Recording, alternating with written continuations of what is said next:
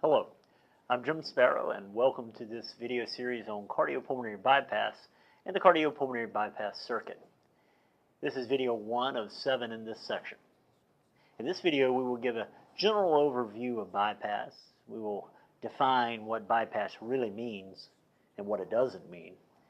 We'll talk about different types of bypass, the purpose of cardiopulmonary bypass, and we'll introduce you to a generalized framework for thinking about the role and operation of the cardiopulmonary bypass circuit. So let's step into our virtual classroom and get started. Okay, we're here in our virtual classroom, so let's begin our journey. And a journey of 1,000 miles begins with the first step. And the first step is to understand what cardiopulmonary bypass actually means. It seems like a simple concept, but it is one that is often misunderstood by trainees. The problem often arises from a new resident's tendency to assign more attributes to the term bypass than can accurately be assigned. In other words, when a resident hears bypass case, they tend to make some assumptions regarding various steps that will occur during a case that may or may not be valid for that particular case. New residents frequently get locked into a checklist mentality in an effort to get their bearings in the CTOR, which is a very natural approach for highly educated individuals. Unfortunately, however, a checklist approach often leads to seeing a series of trees instead of the forest when it comes to the cardiopulmonary bypass circuit. Now, not all bypass cases are created equal. And when an individual approaches every bypass case with a one-size-fits-all checklist of steps, and they will find themselves confused quite often.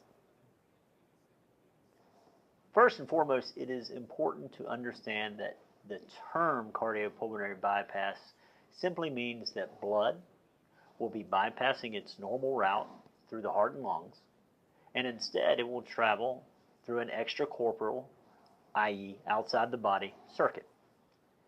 The term cardiopulmonary bypass does not necessarily imply a particular amount of blood as a percentage of the whole that will bypass the heart and lungs, nor does the term bypass imply a specific state of the heart and lungs during the bypass period. And that's where a lot of mistakes are made. So to better understand what is going on during bypass, we need some other descriptors in addition to the term cardiopulmonary bypass. So what kind of descriptors am I talking about? Well, let's start with complete versus partial bypass. We often use the term complete or full bypass to indicate that the entire volume of blood perfusing the body is being supplied by the bypass circuit, and the heart is contributing nothing to forward flow. Partial bypass, on the other hand, is a term used to describe the scenario where only a portion of the total blood flow to the body is supplied by the cardiopulmonary bypass circuit. The other portion is supplied by the heart through the normal physiologic mechanism. Now let's be clear, the term partial bypass doesn't imply an equal distribution of flow between the machine and the heart.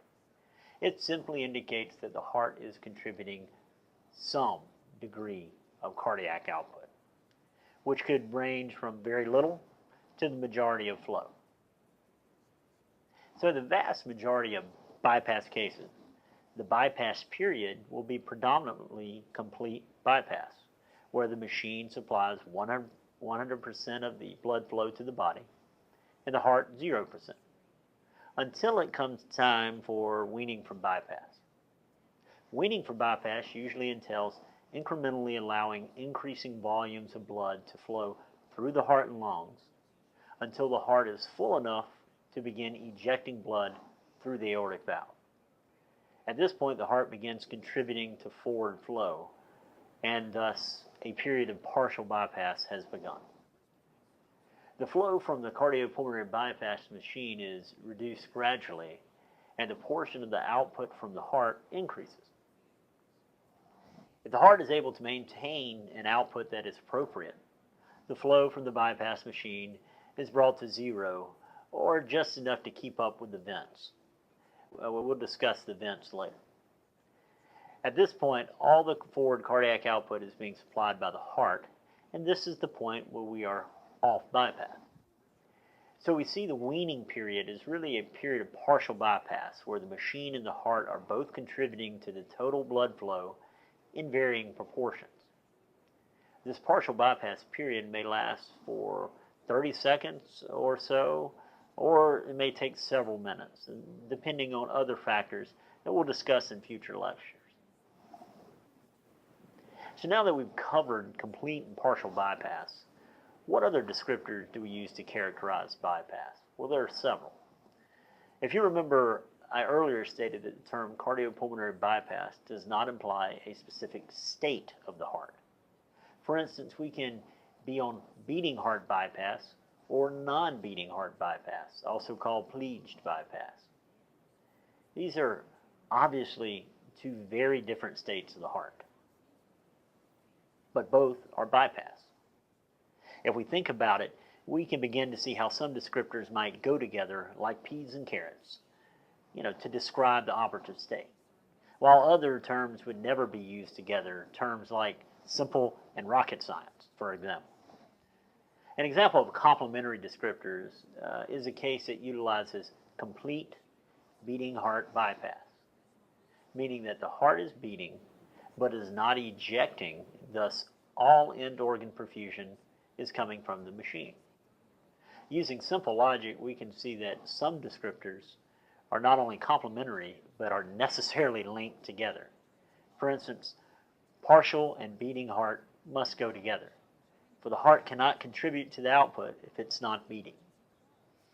Another example of necessarily linked descriptors are non-beating heart and complete bypass. If the heart is not beating, then flow must be coming completely from the machine. An example of descriptors that would never go together is non-beating partial bypass. And I think that makes sense. There are other types of bypass approaches that have their own descriptors like fibrillatory bypass, induced fibrillatory bypass, left heart bypass, and so on. It is not important that you know every approach at this juncture. It is simply important to realize that there are various approaches to bypass depending on the needs of the case, and the anesthesiologist should be aware of which approach will be taken in their cases and why. We will discuss when each bypass approach might be chosen in various scenarios in further detail later in the lecture series. For now, it is important to understand that the term cardiopulmonary bypass is a fairly generic umbrella term that encompasses a variety of approaches to achieve the goals of bypass.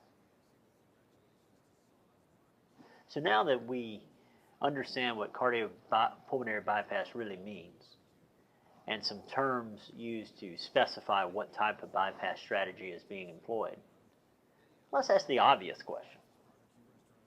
Why perform cardiopulmonary bypass in the first place? Well, that's a great question, and I'm glad I asked it. We perform bypass to create an operative environment that is conducive to operative repair of the heart or lungs, while simultaneously performing the functions of the heart and lung during the bypass period, and taking measures to protect the heart and other vital organs from damage during the bypass period. Got that? Good. A mnemonic I find helpful for thinking of goals, major functions, and operation of cardiopulmonary bypass circuit is LAP, or lap, as in the blood is taking a lap outside the body. Get it? Taking a lap, as in going through the bypass circuit. I know. It's genius, and you don't even know what it stands for yet. Well, the L in lap stands for life-sustaining functions of the heart and lungs.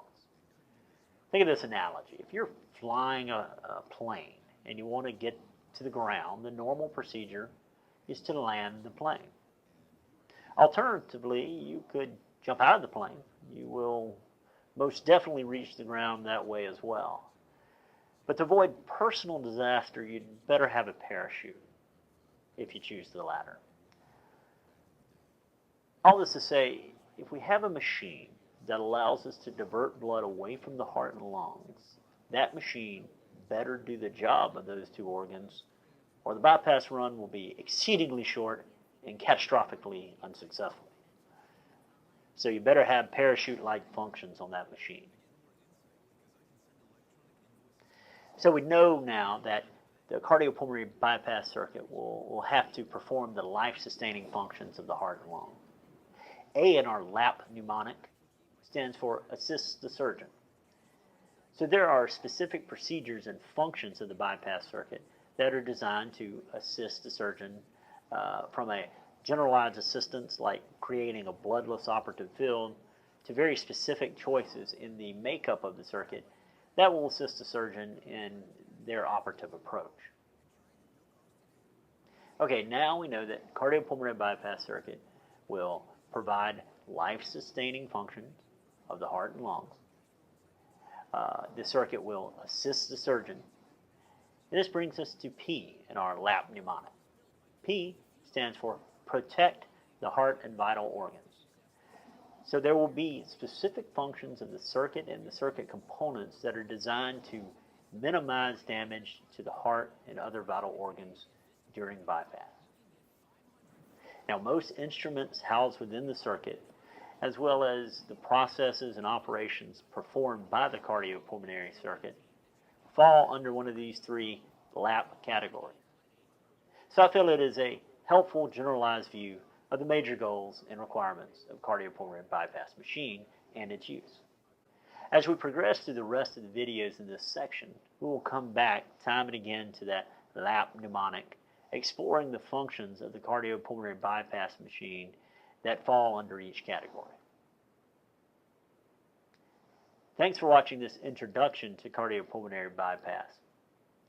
In the next video, we will explore the basic components of the cardiopulmonary bypass circuit that replace and provide the life-sustaining functions of the heart.